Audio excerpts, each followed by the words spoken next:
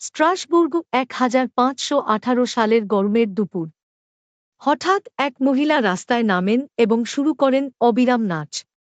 কোনো সঙ্গীত নেই। মানুষ ইনিশিয়ালি মজা ভাবলেও 2 দিনের মধ্যে ঘটনা রূপ নেয় ভয়াবহতায়। রাস্তা ভর্তি হয়ে যায় শতত নাচতে থাকা মানুষের ভিড়ে। আমি আর জেটিনা। আজকের গল্প ড্যান্সিং প্লেগের ইতিহাসের সবচেয়ে অদ্ভুত ও ভয়ঙ্কর নাচের মৃত্যু কাহিনী। স্ট্রাসবুর্গ তখন জার্মান সাম্রাজ্যের অংশ। 15 জুলাই 1518 তারিখে ট্রোফিয়া নামে এক মহিলা হঠাৎ রাস্তার মাঝখানে নাচতে শুরু করেন। প্রথমে লোকজন হাসাহাসি করলেও তার থামার নাম নেই। পরের দিন দেখা যায় প্রায় 30 থেকে 40 জন তার নাচের সঙ্গী হয়েছে। এক সপ্তাহের মধ্যে প্রায় 400 জন নাচতে থাকে। তারা ঘুমায় না, খায় না, শুধু নাচে। শহরের কর্তৃপক্ষ বুঝতে পারে যে বিষয়টি নিয়ন্ত্রণের বাইরে চলে যাচ্ছে।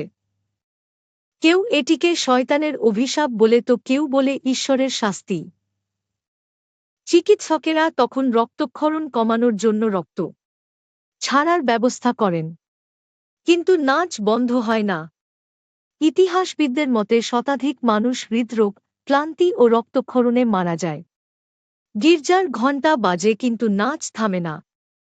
শাসকরা সিদ্ধান্ত নেন যে বাদ্যযন্ত্রের সাহায্যে মানুষকে নাচতে দেওয়া হবে। তারা মনে করেন নাচলে হয়তো ক্ষুধা ভুলে যাবে। কিন্তু বাদ্যযন্ত্র চালু হলে নাচ আরও তীব্র হয়। জনসাধারণ ভয় পেয়ে শহর ত্যাগ করে। অনেকে এটিকে সেন্ট ভিটাসের অভিশাপ মনে করেন। তারা বিশ্বাস করতেন যে যারা পাপ করেছে তাদের নাচিয়ে শাস্তি দেওয়া হয়। নাচতে থাকা মানুষকে সেন্ট ভিটাসের মূর্তির কাছে যেতে বাধ্য করা হয়। কেউ কেউ 30 কিলোমিটার পথ হেঁটে মূর্তির সামনে যায়। আজকের গবেষকরা বলছেন জেরগট বিষক্রিয়া হতে পারে কারণ রাই নামক শস্যে থাকা ছত্রাক এলএসডি জাতীয় উপাদান উৎপন্ন করে। এটি হ্যালুসিনেশন এবং খিঁচুনি ঘটায়। অন্যরা মনে করেন এটি গণমনস্তাত্ত্বিক উন্মাদনার উদাহরণ। আবার কেউ বলেন এটি ঐতিহাসিক ট্রং তার প্রতিক্রিয়া। তবে কোনো ব্যাখ্যা সম্পূর্ণ নিশ্চিত নয়। বিজ্ঞানীরা বলছেন যে শরীর এতক্ষণ নাচলে পেশি ভেঙে যেতে পারে। তবে স্ট্রাসবুর্গের মানুষ 1 সপ্তাহ ধরে নাচেছে। লোককথায় আছে যে এক অভিশপ্ত আত্মা তাদের নাচাচ্ছিল। সত্য ও মিথের মিশেলে রহস্য এখনও অমীমাংসিত। অবশেষে কর্তৃপক্ষ সবাইকে পাহাড়ি চ্যাপেলে পাঠায় এবং সেন্ট ভিটাসের মূর্তির কাছে পৌঁছাতে বলে।